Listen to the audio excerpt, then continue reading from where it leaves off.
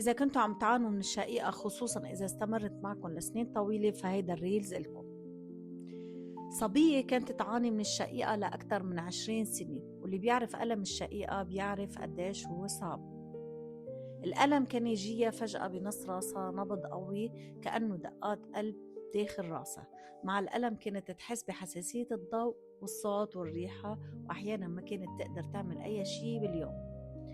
جربت كل شي ممكن تتخيلوا، ما تركت طبيب ولا مسكنات ولا أدوية إلا وجربتهم. مع هيك كانت الشقيقة تجيها مرة أو مرتين بالشهر، يعني ما كان يمر أسبوع أو أسبوعين وترجع نفس المعاناة من جديد، لحد ما تعرفت على برنامج بسيط وسهل وبدأت تستخدمه وما له أي أضرار جانبية. فاجأة أنه بدأت تشعر من أول شهر بالفرق، ومن وقتها ما رجعت الشقيقة مثل قبل أبدا. وإذا حابين تعرفوا تفاصيل عن هيدا البرنامج اكتبوا لي كلمة شقيقة بالتعليقات لحتى أبعث لكم باقي التفاصيل.